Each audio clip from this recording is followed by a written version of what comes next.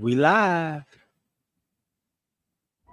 Sundays and Wednesdays, yeah, 8 o'clock on YouTube and Facebook and Twitter. It's the crew and you. Let's go. You can't get any better. Best thing about it, the way he did it the right way. With the crew and you, to the crew and you. Do y'all have anything to say about What up, baby? Welcome to the crew and you. Congratulations to my dog, Chuck Little John, the OG. Y'all didn't notice I've been changing hats all night, have you? No. You've been doing it. And so look, let me tell you, those dudes were the first one that I ever seen with the full tracksuit and no drawers. You know what I'm saying? Understand that you can be at the bottom, you can be anything you want to be, and when that happens, you can be a champion like me. Can you imagine 100 people just all yelling? With the crew and you, to the crew and you. With the crew and you, to the crew and you. What up, baby? Welcome to the crew and you. I'm your boy G. As y'all can see, man, I am by myself. Once again, the OG will be out for tonight, man. He's not feeling well. So prayers up to our dog OG. And Corey Davis will be coming in hot.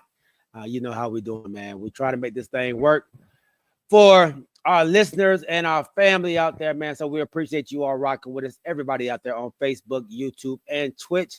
Remember, when you come to the channel, man, tell a friend, bring a friend. And when you come, don't come by yourself. This is episode 81, season 5. We have a great show for you, man. So let's say what's up to everybody that's out there right now in the chat line. My dog, James Littlejohn, the Christianist podcast, of course, and my dog, Kamarie White, man. Make sure y'all check out the Christianist podcast. A great podcast that comes on every Tuesday. Great podcast. They're not your, what did they say? We're not. It's just about them telling their story on their life in Christ, how they are learning, and going through the daily spiritual work. So that's what it's about, man. And it's good. It's good. You get to learn with them and learn yourself. Your favorite Christianist Experience podcast. There you go. Christianist Experience. Thank you there, Kamarie. And yes, this is Florida State. Rocking my Florida State, my Deion Sanders Florida State. Because we know we got to jump back into a little bit of that number 2. So let's welcome our other co-host on, man, Mr. Decatur's wildest party, Corey Davis. What's up, my dog? I'm hungry to death, boy, so I apologize. The honey bun good right now. Hey, the money must be hitting, dog. They kind of mess with me a little more now. Like I used to be able to eat them like 2 or 3 at a time with a fruit punch, but now I don't seem like it goes. But now if I eat a honey bun, man, I go straight to the bathroom. It's sliding out. Yeah, it's sliding right out of me, man. I don't know why, man. But Corey, man, how your day going, bro? Hey, man, it's doing, man. We surviving. Look, I'm gonna say this real quick. For those, I'm sure it's not a secret now, considering there's a company that's doing a mass layoff of about 20,000. For those of you who are out there that support us, those who know both me and G, I know especially G that go way back. I want y'all to still be encouraged, still keep your head up, still stay on the positive. We're gonna get through this. We're gonna be all right. Like I said, God has got all of us. I tend to lean on a lot of that lately. But at the same time, I know some of you guys who are losing faith. Continue to keep the faith, continue to strive, and we will be okay. That's right, man. The storm won't last, dog. The storm won't last. So we're just going through a storm right now. But the key is to not look at the storm, man, and keep your eyes focused on God and let him guide you through. When you start focusing on the storm, you start looking at everything that's going wrong. That's not what you're supposed to do, man. You're supposed to focus everything on God, keep your eyes focused on him, and you won't even notice the storm is there, just like Peter did when he walked out on the water to Jesus. He walked out, not looking at the water, not looking at the storm that he was in, walking on water, going out to the Father. And then once he took his eyes off the Father, he started to sink. So you take your eyes off the Father, man, you start to sink, man. So keep your eyes located, locked in on the Father, and let him guide you through, like Corey said, man. So, Amen. all right. So, man, let's go ahead and we got to switch a little something up, man. We're gonna switch a little something up and give our sponsor, but we gotta change the sponsor up. Unfortunately, we gotta change the sponsor up. We're gonna get a sponsor, man, to my cousin, man. Let's give it. You know, everybody drink responsible. You won't want to take the opinion of a stranger. That type of advice is just not for you, because you're at that time of the day where you don't want to waste your money, and your plan is to throw back a shot or two. You're not necessarily an alcohol person, and picking out a brand is fairly new. If you want something to go with your burger, possibly a steak, then check out Cooking Dad's Drink Reviews. Remember, drink responsibly and click that subscribe too, and go with the one the crew and you trust. Cooking Dad's Drink Reviews. Absolutely. Thanks once again, Mr. Matthew Wright, Cooking Dad Drink Reviews. Thank you for being a wonderful sponsor of our first segment now. So, Corey, man, let's just jump in, man. You know, we don't have a lot of time, so let's jump right into it. And I want to kind of go back to last week, the draft. We talked a lot about Shedeur Sanders, how it went down, what the league was doing, and we all have our thoughts on what happened. You know, we all have our, things that we think happened or things that went certain ways. But during that thing, we talked about a prank call that happened. And the name of this episode is Parents or Children. And I want to know, man, from your standpoint, your Atlanta Falcons DC, Jeff Ulrich. Is it Ulrich? Ulrich. Yeah. His son got a hold of his phone. And I know everybody has seen the prank call all over social media, Shedeur Sanders. And it happened to be the Atlanta Falcons DC's son who did the prank call on Shedeur Sanders. Right. Now, there was a fine that was issued to Jeff Ulrich, $100,000. A fine to the Atlanta Falcons of $250,000. At the same time, I just want to get your opinion. Was that the proper penalty? And should the son be held accountable for this as well at some point or some way? Have you ever went to work and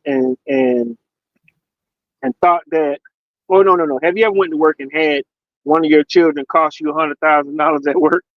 You know, I look at it from that standpoint.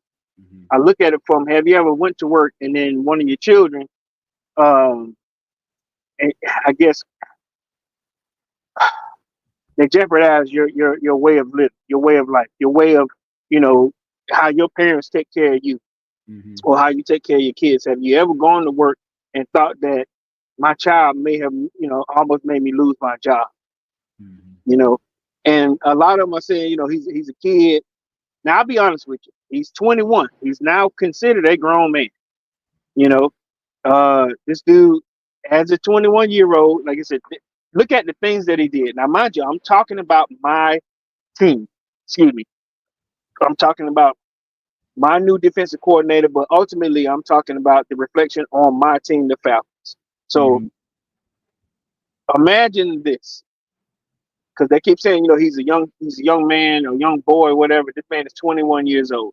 He went through his father's computer, laptop, PDA, whatever it was, with the entire list of the available guys that's for the draft or available free agents right now. Mm-hmm. He takes this number. Now he broadcast the number, because if you look at some of those TikToks and YouTube, he was just getting phone calls out the blue. You know what I'm saying? People were just calling that phone because the kid, well, I'm sorry, this grown man, this young man broadcast his number. Hmm. He's also a frat guy at Ole Miss. And then they decided when they were going to call him, after they did the prank, they were going to tie it to Shador, because at the time Shador was waiting for phone calls, hoping for a call from an NFL GM or a coach or whatever. And then they tied it to his call, which we found out was a prank. And then they broadcasted it, and they got millions of views. This was epic. I was looking at some of the text lines or some of the chat lines and their comments. Epic, great, bro. Some people thought it was hilarious. Nevertheless, this is the NFL. It didn't take them long to figure out, because at first I thought it was the Giants owner. Because I did too. Yeah. Mm-hmm. I thought, I was like, man, this dude's terrible. But at the same time, then come to find out, it came from, my guy. And when he came out and made an apology, nevertheless, the child, I keep saying the child, this young man has not been made accountable. And I don't know if he's supposed to be made accountable in the public's eye, if he's supposed to be made accountable from the Sanders family. His dad came out and made a public apology. Mm-hmm. But I don't know if this kid should be, because at the same time, the information that was given, like Shador said, I have this phone just for this purpose. It's not my personal phone, but it's my work phone. This is the phone that all the GMs, coaches have, and the NFL has. Mm-hmm. And this kid has, like you said, it was a burner phone for that month. But I don't know. I tend to look at this thing two different ways. And I'm going to go with what my wife said. If this were a kid of color, if this were a GM of color, I'm sorry, a defensive coordinator of color, would he have been fired? He's already fined, but would he have been fired? But I don't know what realm to go in. Now I know if it's my child, I'm gonna have to take care of the business on my end, but I don't know what needs to happen with this kid. It has nothing to do with Ole Miss. It has nothing to do with his frat. He did a prank. It was just at a terrible time for a young man who's going through one of the worst drafts that we've seen in modern day. Mm-hmm. When in reflection of him. Mm-hmm. Now, on top of that, honestly, this was one of the best drafts that the Falcons have had in a long time. Only to be covered by this negative stigma from our new defensive coordinator, who had a lot to do with the guys that we just picked up. It's terrible on our end, but your initial question was, how do I feel about it and what should be done? I feel like I said, we can get past this. We can. But at the same time, I don't know what the punishment is, brother. I don't. Should there be some kind of jail time for this kid? No, not a kid. Not a kid. Yeah, it's a grown man, right? A grown man. So if the NFL looked at it from a standpoint of you stole personal information from the NFL, you stole information off an NFL employee. Mm-hmm. If they go that route, that's tough. Man, that's private information. That's private. And not only is it private, you broadcasted it out and sent this number out to multiple people. Yeah, that's and Kamaria gives a great point, right? He says harassing communications, Georgia law, harassing communications as using telecommunications to intimidate another person or their family, calls, texts, or other forms of communication. I don't know if it's intimidating, but it's definitely harassing. It's definitely harassing. So I think that actually will fall into that sector right there, unless was he at Ole Miss when it happened, or was he in Georgia? They were back at the dorm.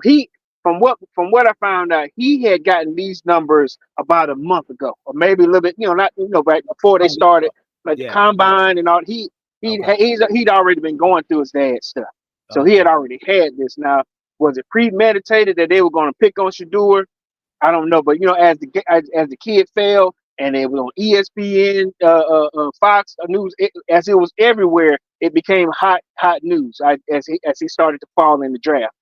Mm-hmm. But that's a deep question because, like I said, I'm gonna take the same road that Shador said because somebody said the same thing. He was like, "No, they're kids. They're being kids. They're acting, they're acting like because he said he's about a year or maybe the same age as this kid." Mm-hmm. And Shador then he said, I don't want to press charges. God gonna take care of it, But to answer that question, because it's the NFL, now will they do it? I don't think so. Mm-hmm. But I think something has to be done so this kid or so anybody in the same situation can understand. Because there's some GMs where children are all in their office, they come in and out because this is their work, place of work. Mm-hmm.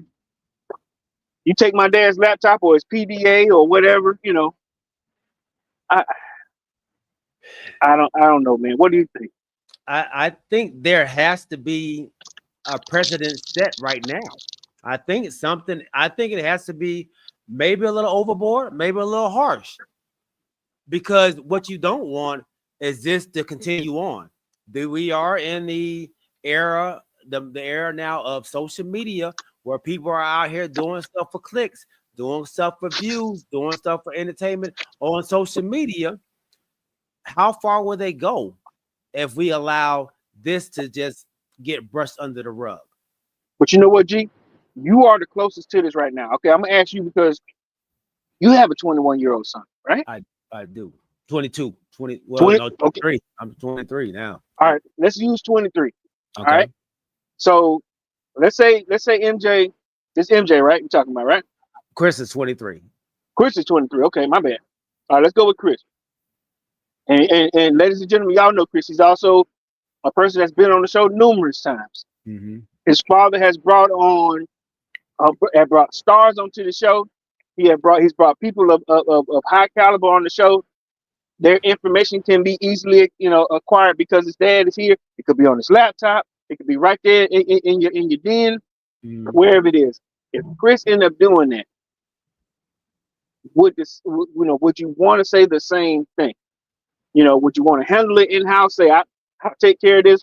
I'll make sure this type of thing doesn't happen. I'm already paying the fine. But would you want your child to be brought up on charges? I would not. No, I wouldn't. Would I not want my child not be allowed to enter the facilities anymore? Would he have to stay away from the game, NFL? From the Falcons specifically? Okay. Yeah, from NFL period. Like if you gamble when you're playing, or it's kind of the same. If you're a coach, you're banned from the NFL. And on those things, that's a great question though, Corey. I would not want my child to go to jail for it. Mm-hmm. And I'm not saying go 5 years, a year. I'm saying get that man about 30 days. You want Chris to do 30 days? That's what I'm saying. I don't want my son to do any. No days, right? No days. But hey, you gotta learn.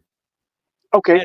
At some point, you made a huge mistake. This 30 days will stop you from making another mistake that may cost you 45 years or whatever it may. You don't want this to continue on. So I can understand if he got to do time, he did the crime, he got to do the time. Is it a crime? It's harassment, and it's harassment, and it's taking personal information from the NFL. Yeah, you embarrassed them. You don't embarrass them. You embarrass me. Yeah, he didn't have to come up on the podium and apologize. He didn't have to come up and say, "Hey, man, I made a mistake. I did it on my own." Nah, I had to take the fall. Yeah, we don't want Chris. Yeah, we don't want Chris here at the facilities, or we don't. Yeah, oh, man. And that's what I'm trying. I'm trying to be fair here. You know what I'm saying? Because I know this is a new coach here. You know, like I said, it just came from the Jets or whatever. You know, they come from New York down here. Who knows? But Ooh. I feel bad for Shador first and foremost, because you're right. On top of the whole thing with the draft, then you have to deal with this, and then you have to deal with the whole part that your new GM. Honestly, I don't know if he wants him there. One happened when they were clapping. Then he said, "Listen, you know, he's gonna have to fight for this job. You know, he's already been in the limelight. It's just been negative after negative. The jersey sales, he said, we hadn't even given him a number yet. So why is everybody trying to buy his jersey? Everything I just don't know if at this point that he needs to be in Cleveland. Though we were elated when he got drafted, but it's just a lot going on. You know, it's a lot. It's a lot. James says, I say it's usually on the kids after 21, but his father had the info. Yeah. So it's pops. Ooh, it's like, is it like you can't just have your gun sitting out. You gotta have that back case or something, right? To have it. So let's say this here, like you said, you had some guys that are made it to the NFL. You know, you've had your family on the show that is now, you know, like he's played on the big stage and now he's head coach at FAMU. If any of that personal information got out from one of your children to the mass media, it would look bad. Yeah. It would be bad on you considering, but because you let it get out. Yeah. Even nobody wanted you call him jump man personal phone. You know, how you get this number? You know? Right. Charlie Ward. Yeah, Charlie, especially him, you know. Yeah. Quincy Carter. Quincy. Yeah, you're right. You're right, man. Or guess what I got off my dad's PDA or his laptop, because it just sits in there where he broadcasts the show. All his information is there. You know, I got Quincy Carter's number.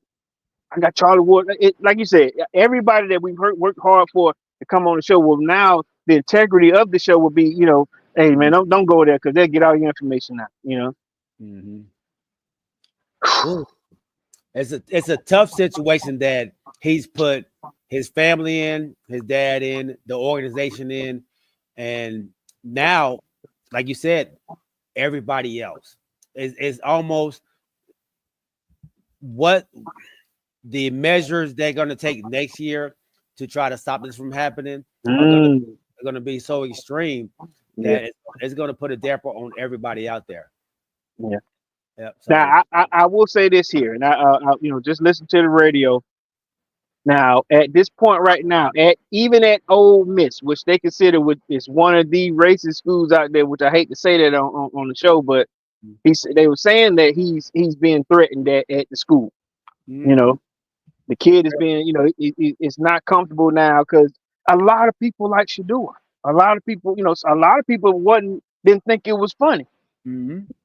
So now he's saying that he's kind of being threatened at school, or he's being maybe harassed, or not. I'm not saying bullied because he is a frat guy, so he should have some friends around him. But you think that's punishment enough? No, I don't. I don't. I honestly, I feel like this was major.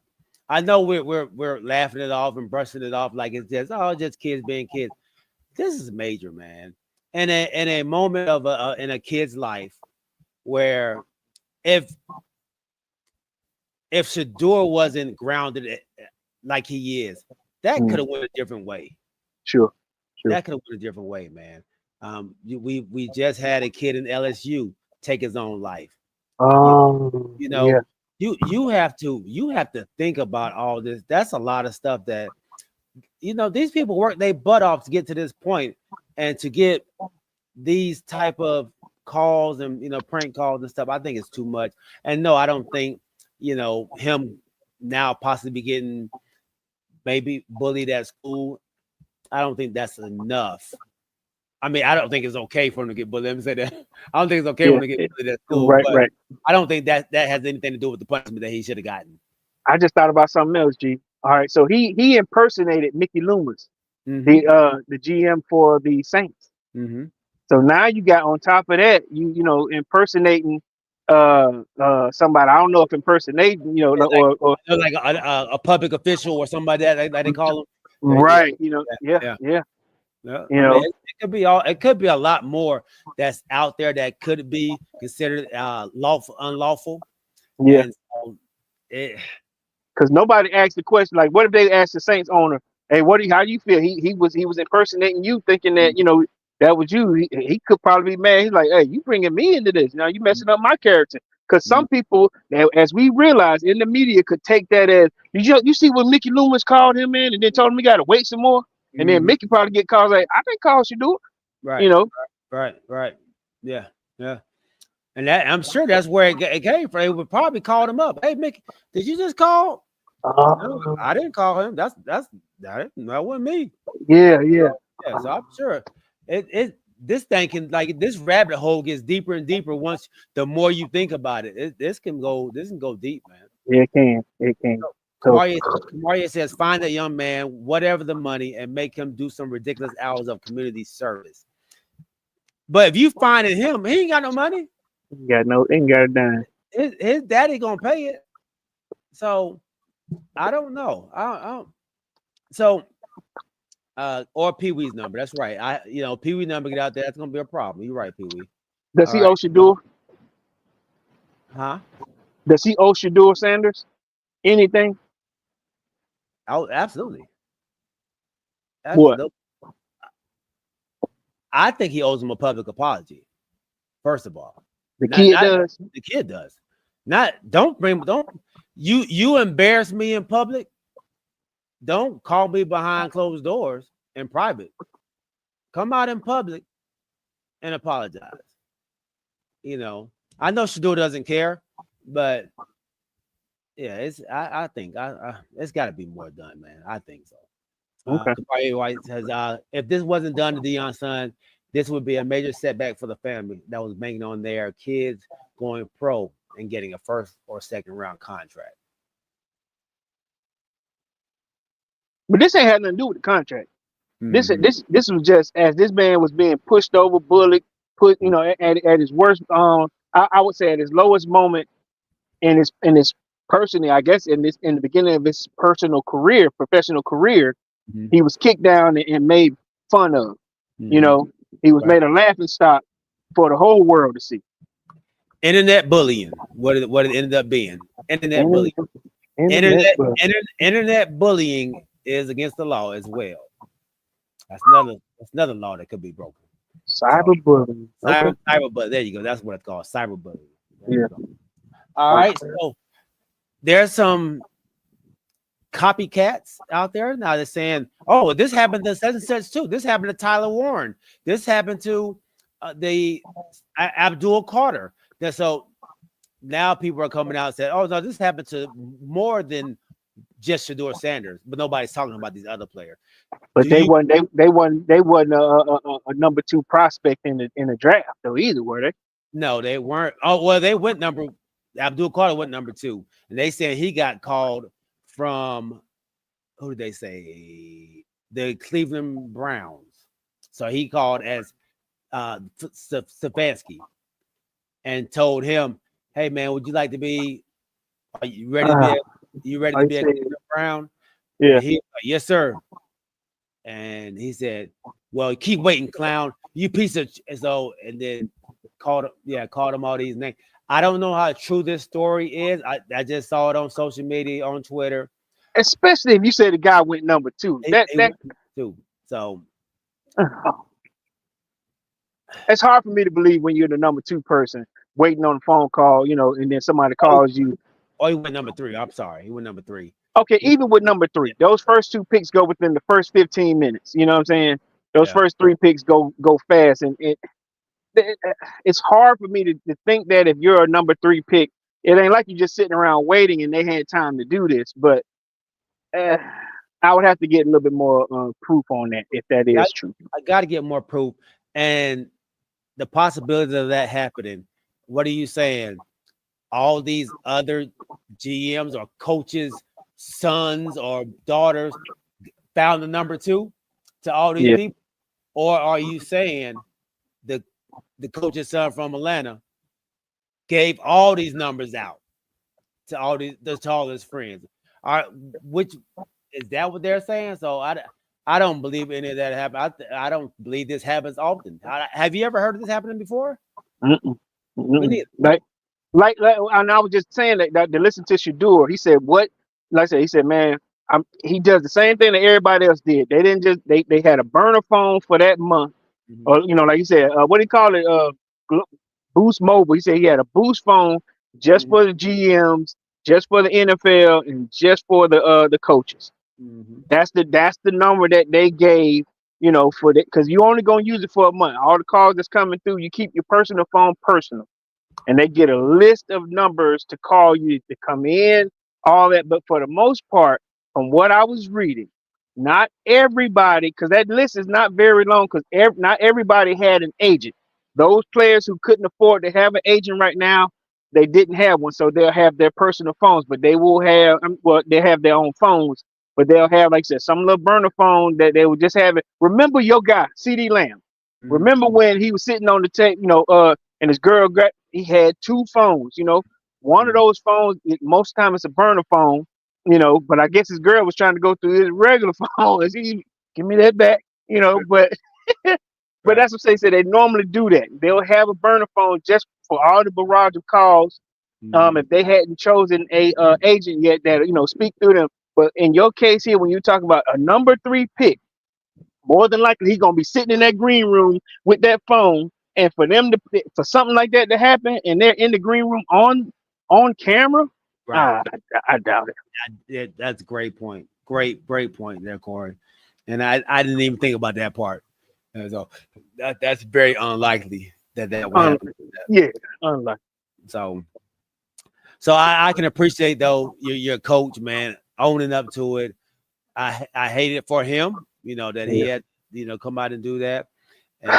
But it is what it is, man. $100,000 out of his $1.6 million contract that he makes a year. Mm, He's one of the highest paid defensive coordinators in the league, but you never want to lose $100,000 in a day, right. and anything to do, man. So with that being said, man, losing is something that is happening in the NBA right now, man. Okay. And we're standing on parents. The Ah. Indiana Pacers, Milwaukee Bucks game. There was a confrontation that happened, but we'll talk about that in our second segment. Everybody drink responsible. You won't want to take the opinion of a stranger. That type of advice is just not for you, because you're at that time of the day where you don't want to waste your money, and your plan is to throw back a shot or two. You're not necessarily an alcohol person, and picking out a brand is fairly new. If you want something to go with your burger, possibly a steak, then check out Cooking Dad's Drink Reviews. Remember, drink responsibly and click that subscribe too, and go with the one the crew and you trust. Cooking Dad's Drink Reviews. Thank you once again, Cooking Dad Drink Reviews, for being a wonderful sponsor of our second segment. Oh, before we get into this, man, happy birthday to our oldest son, man, MJ Myron Parker Wright. Son, I love you, man. I hope you are having the most amazing day.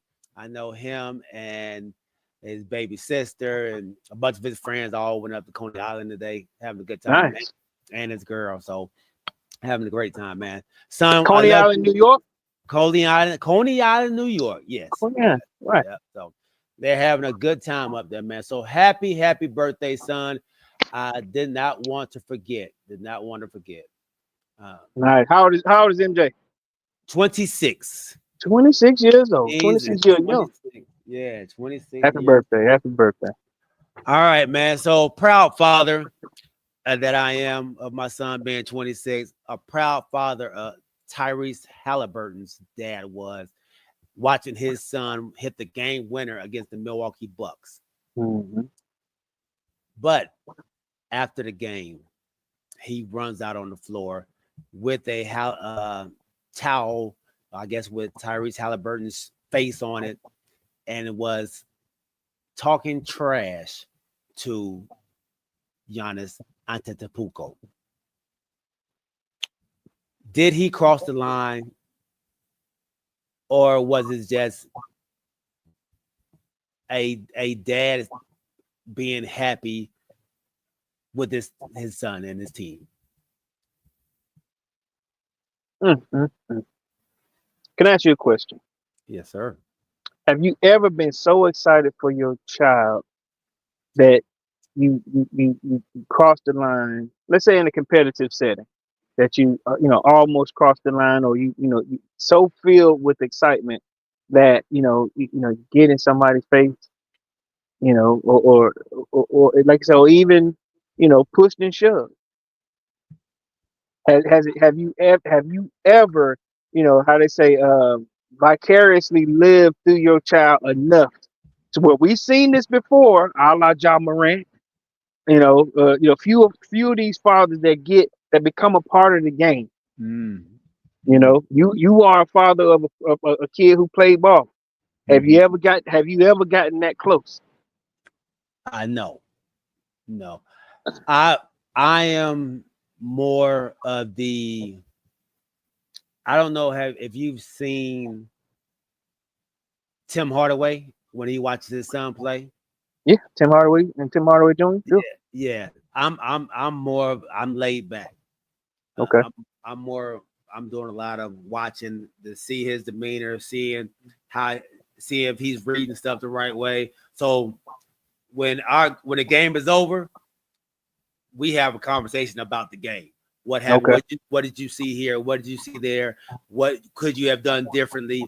Those are the conversations. So I'm watching the game more so as like a coach than I guess a dad. Like, I hate to say that, but I think that's where that was just the space that I was in with him.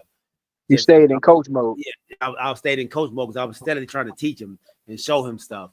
So I was able to, tell him good job and tell him I'm proud of him, but it was always coaching. And so I stayed in that mindset. I wasn't overly excited or whatever it may be during the game. So you never Gary Payton this, hey, lock him up, or he ain't nothing, or come and do that to me. No, that wasn't me. That might have been wifey. Wifey. She, good D, baby. That's what you can't get around my baby. Right. That Okay. was Crystal. So yeah, I was more like, yeah, baby, we good. Did you see that? Yeah, I saw it, baby. I was good. Yeah. Don't foul my baby, or he hit it. Yeah. So okay. It was very rare that I got into any back and forth with any of the fans or whatever it may be. So let's be fair here. So I listened to the after interview with Tyrese Halliburton, and he said he did not agree with his father, and that he will call Antetokounmpo to apologize to him personally. So I just want to put that out there. He did not, it's not a John Morant thing where I'm going with what my dad said, or listen, he was separated. He said, I love my dad. He said, but I don't agree with that. Right. But we do know that there's been plenty of times where parents they become a part of the game.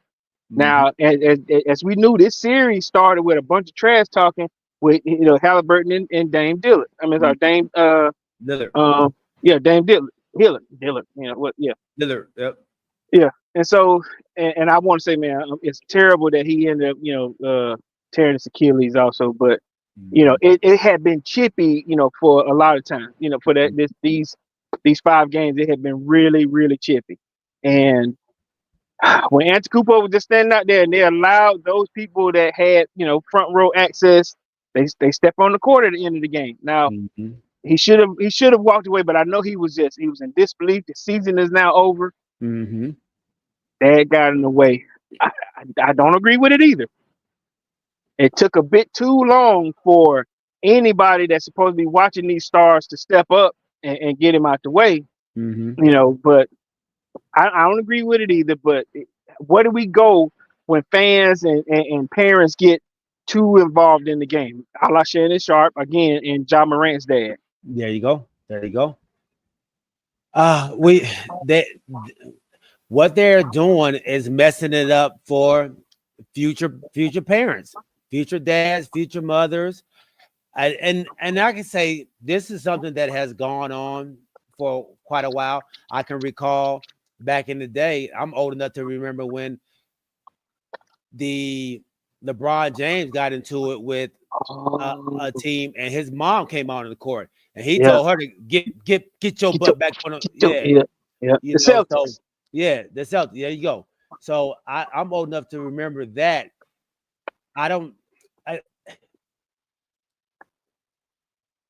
see Halliburton. I appreciate him saying that he doesn't agree with his dad, but from what I'm hearing, his dad is a problem. Is it?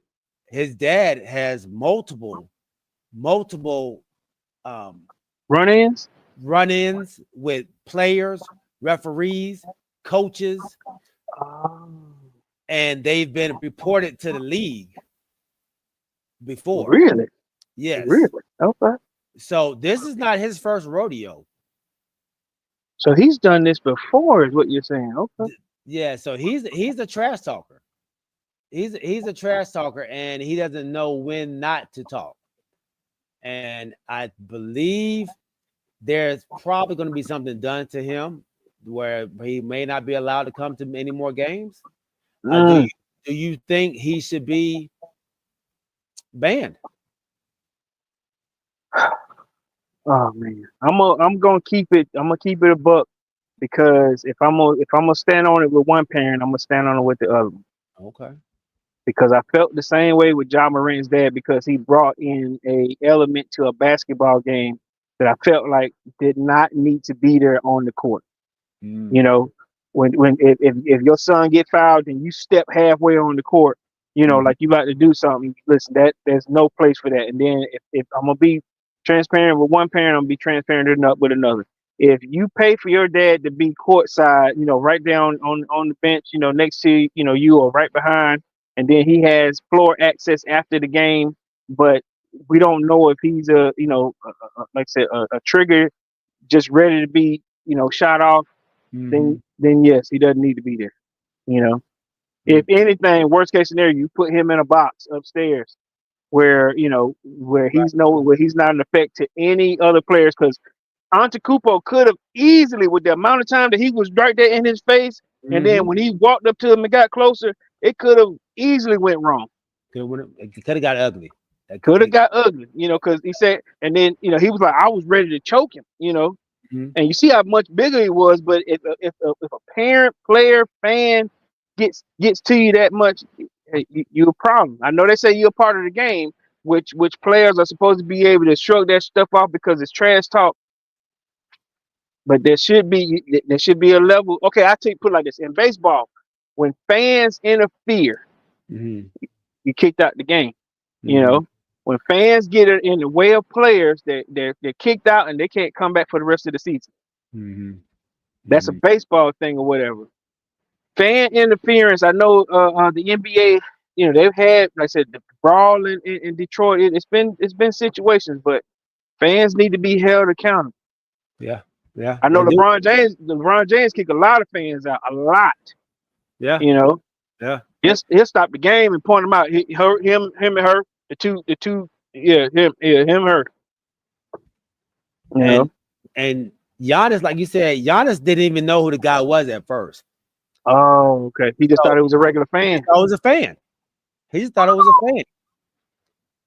And and I'm sure he probably thought of, doggone the brawl in Indiana. Like, this man's on the court. What is he about to do? I know he's an older guy. And then so once they told him who he was, that's when he went up to him and then talked to him like, man, just don't disrespect me like that. And they hashed it out. But yeah, I think Buddy went way too far, man. And you have to be able to control yourself. Your son is out there competing at a high level. They are going at it. It's the playoffs. I love that. I love the fact that they was talking trash. I love the fact that Damon and Halliburton was going at it. I love the fact that they were, hey man, I'm gonna take your head off. I don't like you, you don't like me. Yeah. that's what the playoffs is about. I'm okay with that. But I'm like Charles. Though Charles said, remember, he done hit many fans. mm-hmm, You know, because the rules are a little different. Then he said, I done slapped many dudes. yeah. But at the same time, that was before I'm gonna sue you. You know. Right. But right. now it's, you know, you put your hand on somebody, they go, you know, they want to sue and all that stuff. But he said, man, I hit many many fans for being disrespectful. But yeah, Shaq they actually had a strong debate on TNT after the game about that. You know, Charles was upset. Like, that man shouldn't have been on that court. There's no way. Like, he is, you coming on the court, I would have knocked him out. That's what Charles was saying. And then Shaq. So he did say that. Yeah. Shaq was like, "No, man, he's part of the game. Like, this is what happens. You know, you get talked trash too. They come on the court." He said, "I've been hit with brooms and all kind of stuff." Shaq was saying in Sacramento, and like, you go to these places, that's what it's about. Like, you are where you are as a athlete. This is the type of stuff you have to deal with. It comes with the territory, is what Shaq was saying. They was like, no, it doesn't come with the territory. That's not part of the game. That's not part of the game. But it kind of is. Do you not agree with that? That it is a part of the game? From the sideline, yeah. That's part of the game. But once you come not in between that 94 feet, you're not part of the game. Now you're threatening my manhood now when you done came on the court. Okay, so let me ask you this, because you are the closest to any person that I know that's been on the court closer to the players than anybody that I know that watch professional sports. Do you see any fans like that happens at the Hawk Stadium? So you have the celebrities that they get on the court. Your DC Young Flies, your Bootsy, your let's say, what's my guy, 2 Chainz. Okay. They get on the court, but they're friendly. Like, the trash talking that they do is all friendly. They getting, you know, autographs and all. Oh, okay. I've never seen them actually going at somebody. So these are stars talking to stars, talking to stars. There is another guy, he always wear a big brim. He'll jump on the court and he'll, you know, not really talk trash, but in excitement. So okay. I have never seen him go at a player when it happens. So no, I don't. Any fans, any, like, you know, super fans? Yeah. So my Buddy Hill he wanted to beat me up, is what he would just say. What? Buddy Hill want to put his hands on you? What'd you say to him? So Buddy Hill got a little upset with me, man, when we was at the game. And so Pee Wee and I were in our seats, man, and they were playing Indiana Pacers. They was playing Indiana Pacers. This is when he was with Indiana. Okay. And my guy Bogey came in the game. And I was telling Bogey, I said, "Hey, Bogey, man, he can't guard you, dog. You got a mismatch. Hey, give Bogey the ball. Give Bogey the ball." Buddy Hill don't want to play defense. All he want to do is shoot. So he heard you? Yeah, oh yeah, he heard me. So he said, "Oh yeah." So Buddy kept on looking back at me, and then I said, "Money, you know what I was at all day, Bogey, all day." And he said, "Turn around, man. F you, man." I was like, so everybody in our section was like, "Oh." He just said, so Buddy came back down, and it was a free throw. So I was like, "Buddy, what's up with that, man? Why would you do that?" Man, my bad, man. So Buddy, man, he did, man. He gave the F-bomb on me, man. He told me F me, dog. And that part, that's what you saying, that part where you just going in, that's supposed to be a part of the game. That's and part they're not supposed to get frustrated a little bit, you know? I mean, you can get frustrated. Yeah, that's fine. I want you to get frustrated, honestly. Yeah. Make a game messed up. Yeah. I want you to get frustrated. Look. Right. But he came back, and, you know, he kind of smoothed it on over. But yeah, he ain't like that, dog. He ain't like that. But hey, ever since then, everybody was on him. They was like, oh, buddy don't like that. So all the fans over there was talking to him then. So he actually got some stuff started, man. Kamari said, did James poop his pants? I know that's right. Hey, Pee Wee about to pee his pants because he was laughing so hard. Look, I don't know, man. So yeah, it was that's part of the game, but not coming on the court. Don't cross the line. Security and the crazy thing, security never even came up at all. It was the Bucks player that came and pushed them away. Yeah. It got that heated way. I mean, another Bucks player had to come. Oh, you talking about the game itself? I thought you meant Buddy Hield. My bad. No, not Buddy Hield. Not Buddy Hield. Yeah, no. The game. Yeah. I saw it. Yeah. The Pacers were super cool. Obi Toppin came and talked to us at halftime. Yeah, he sure did. He came over there and chit chat with us for a good couple seconds, man. About 30, 40 seconds, man. He sat over and talked with us. And then Halliburton, I talked to Halliburton about the shoes he had on. So yeah, they were cool, man. They were cool people, man. Real cool. All right. So we talked about the game being physical, the games, and I tell you, I like it.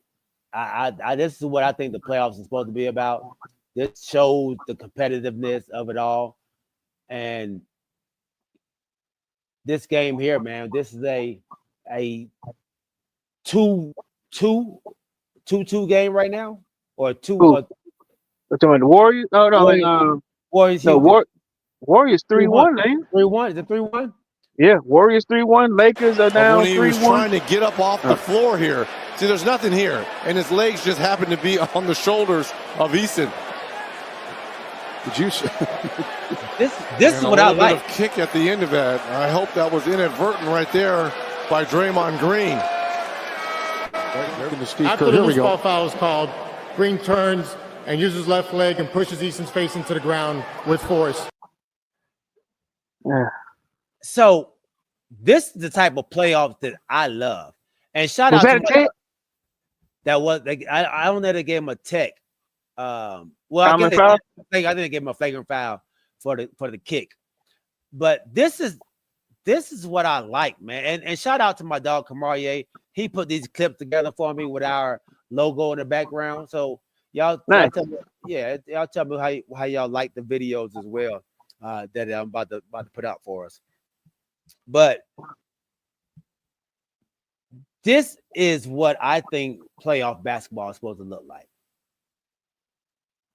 Do you agree with this type of basketball? You're seeing a lot more fights, or not even fights. Scuffles. Yeah. You're not fighting. Nobody's really throwing any punches, but you're seeing people that want to win, people who are competing. Is this the type of basketball that you wanted to see in the playoffs, or just in general? It's only two teams playing like that, really, to me anyway. You got got Houston playing like that because they got some, they got some guys that want to be some bad dudes or bad boys. Detroit, they've been trying to do the same thing with New York. I ain't gonna lie, that game they battling with that New York Detroit series. Those are the only two right now that's playing that type of basketball. And then I'll give us a strong third to Indianapolis that's playing like that too, playing tough, hard-nosed ball. Now, let's get. What about Clippers and Nuggets? But that's it. They're not fighting each other. They're not scuffling. They playing hard ball. But we hadn't seen any scuffles in that series. Yeah, you had a couple with James Harden. Oh, when he tried to. That's right. When he tried to slap the dude at the left. Yeah. But it ain't been happening every game, right? I mean, all but like two. Yeah, I guess maybe okay. The Nuggets and Clippers, okay. Yeah. So you're saying that this is trendy ball right now. Scuffling basketball is trending right now. This is it, man. This is playoff basketball. This is what you want to see. This is what I've always talked about going back to, they said, man, that's old basketball. Nobody want to play 80s and 90s basketball. But those were people who was competing. They wanted to win. Yeah, but then a league where it's soft and you smiling and giggling with each other, and you ain't trying to win. But this right here is what it's about, man. And I get what you're saying, because like at this point, when I started thinking about some of these fights, like you said, the Draymond that you just showed, Buck is out falling on his butt because the old dude tried to barrel through and he ended up getting up on his legs. Yeah, I guess so. I guess this is scuffle basketball. This is people who want to compete. There's people who want to compete, and then there's a guy who I think was actually trying to test the mindset of another player. And this guy of it, okay, folks, because this is 2 straight possessions where Ant is going up to LeBron, putting his hands in his chest, and these 2 competitors going at one another. Olympic teammates this past summer. But LeBron's looking at the official, and the officials are. If you don't mind, let me speak about that real quick. Okay. So Ant was saying, he said, listen, this is one of the best competitive practice. Competitive games that I've been playing. He said this took me back to the Olympics. He said I was coming at these guys. Now the only thing I don't like is on one end, whenever they do that, LeBron is looking for a call, but Ant is looking for don't call no ref. It's just me and you right now. I'm check ball. Like when he had threw the ball at LeBron, like check, man, don't call, don't look for no call from the ref. Play ball. I see that part. That's the competitive. I want to ball with you. I want to straight up. I'm finna pack you down. I'm gonna dunk on you. I want to play ball. I'm not looking for the call. That's the only thing I don't like. He said those practices that they had in the Olympics. He said that's some of the best basketball I ever played. He just trying to reenact it with LeBron. And I think he was trying to take his temperature. So we talked about the game before when they were in game 3, when they was LeBron and the Lakers was down 7 points and LeBron was laughing with and Conley on the sideline. I think Ant saw that day, and then game 4 as a weakness. Game 4. Now I'm about to. All right, I saw what you about. You ain't about this life. So that's why he started pushing on him. That's you passed that. Yeah, you passed that. You don't care about this right now. Let me go ahead and take this thing. Let me take that thing off your head that you call a crown. And he's up 3-1 now.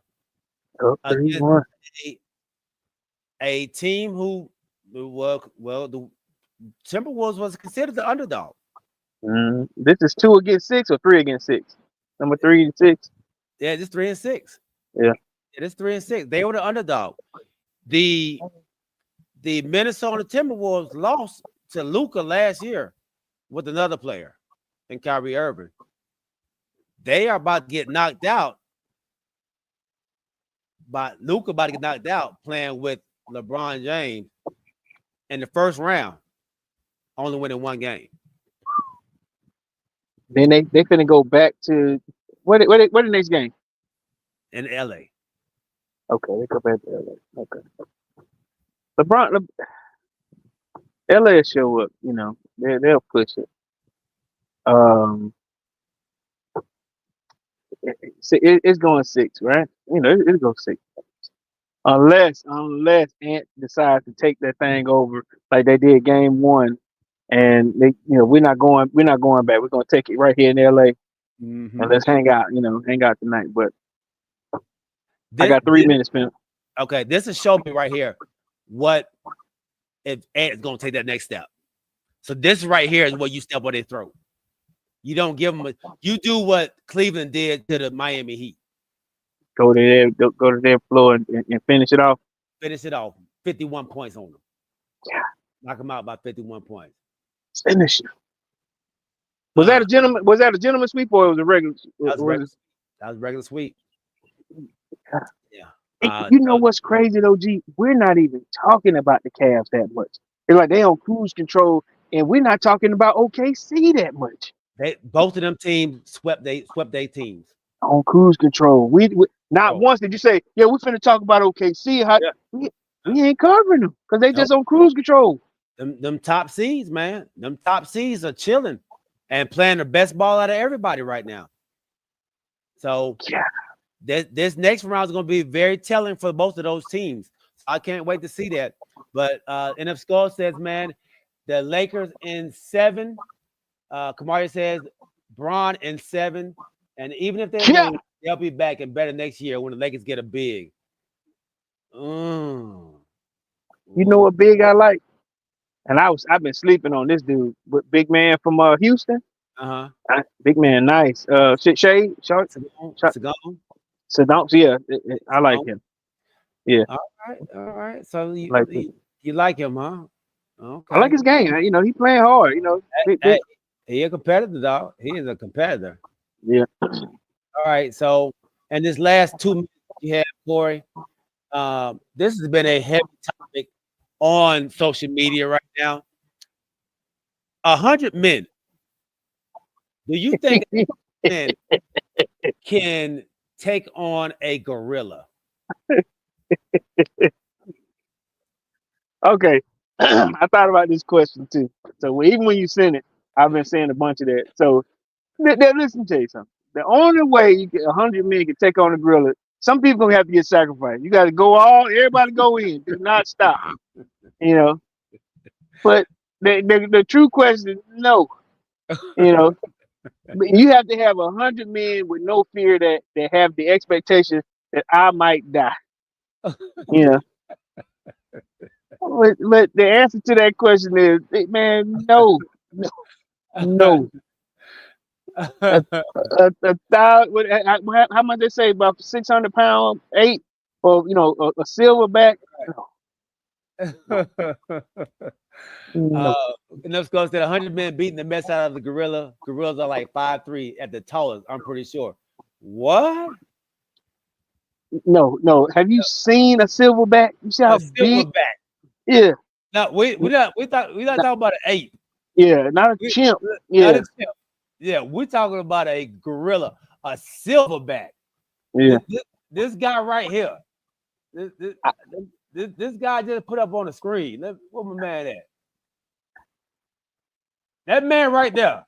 That's yeah. Let me tell you, this is how crazy this is. So have you ever seen this thing where this was an orangutan? A man got close to the gate and he reached out at him, and that man he couldn't get him. Yeah, come here. He said they almost broke that man's leg. You know, just holding him on a fence. This is a orangutan, and we're talking about a silverback. Yeah, come on, no way. Man, look, a silverback is 5 feet. Then let's go. Well, let me tell you something. If you go and when they stand up on their own, they're almost 6 feet, but they're still solid muscle. You see what I'm saying? And their heads are twice as big as ours. You know? Yeah. You can't run from them. You can't run. There's no running. Can't run. And they've showed what these dudes have jumped at the gate. I'm sorry, at the glass and broke the glass. You know, man, come on. If they do this here, they double chop your butt and hit you 2 times with double hammer fist. Right. So you telling me 100 grown men are losing to a 5-foot gorilla? No way. Look, what I'm saying is, everybody got to charge. Everybody. Everybody got to go in, and then 40 or 50 people are gonna be hitting each other. You're not even gonna touch the gorilla because you got 15 to 20 people on the gorilla, right? Yeah. Let's just say they actually jump on the gorilla. Let's just say that happens. Yeah. Them other 75, 85 people, what are they gonna be doing? I don't know, but you got to be prepared. You know. somebody got to be prepared to get hurt to get. Somebody got it. Somebody got to be the tush push, the bottom of the pile. Bottom of the pile. Yeah. Somebody got to be that guy that gets hurt. And somebody. That's what I'm saying. You gotta, who gonna grab? Who gonna try to grab? Or and who gonna get bit? Who gonna get their arm pulled from their socket? Right. Oh man, no. But in the skull is he's standing 10 toes down and thing. Y'all underestimating how many people 100 is. The gorilla isn't going to be able to last 100. It's going to be getting tired. Then we just beat them up and have some faith in humanity. but that's what I'm saying. You have to keep coming. Cause I ain't gonna lie. If I'm a part of that 100, I'm scared. I'm not going first. And do I have a stick? Do I have what do I have? Just me or as you? No, man. I'm not a part of that 100. What did Ice Cube dad say on Friday? You live. You live to fight another day. This is what we had back.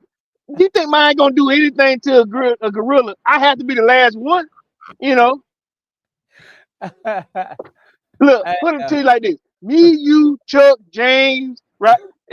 Kamari, put all of us together in that 100. We ain't nothing. We ain't doing it. Ain't never. Kamari, I don't see it, dog. I'm trying to see if I have it. I don't have the one. So that I sent him a video of the gorilla beating his chest and let the air out of his chest. And then King Kong, this bad will do it. Woo! Yeah, ain't no way.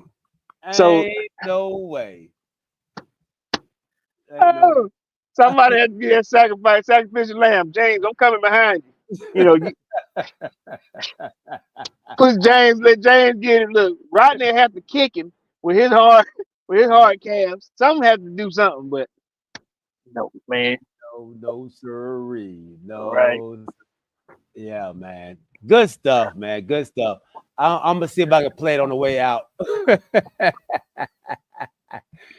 That's great. That's great. I wish the OG was on here. I want to hear his. I want to hear OG's take on a couple things, man. So. I know that, right? Yeah. Y'all keep your prayers out to my man. You know what I'm saying? He just got him in a little bit. Giving us time to get it right. And we may end up doing some schedule changes. But we will let you guys know what we're doing here. We're just doing what we can to make sure that this TCY continues to do what it's supposed to be doing. And just bear with us a little bit. Absolutely, man. So, like Corey said, man, we might have to do some adjustments, so we can get our dog on. But we will keep you updated on if that happens and when that happens and what day we will be moving to. So we'll keep y'all up to date on that, man. And here we go. All right.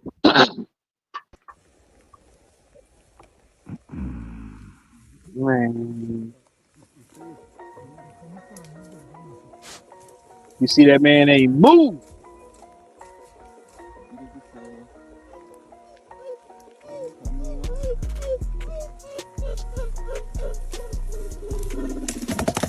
Oh!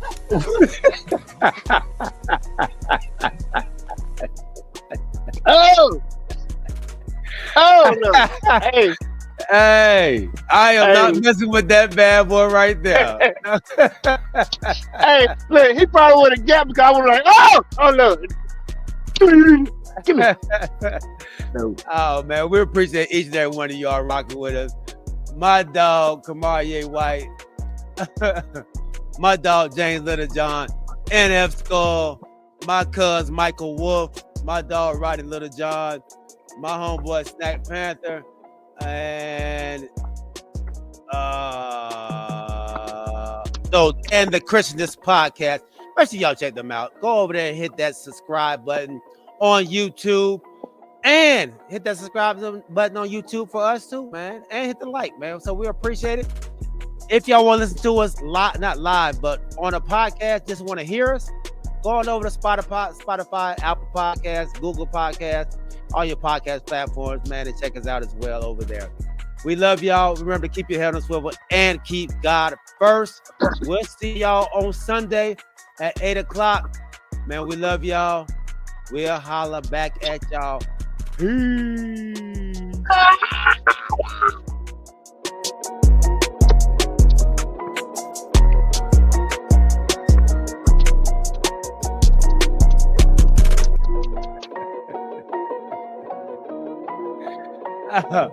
Hey, end up Skull.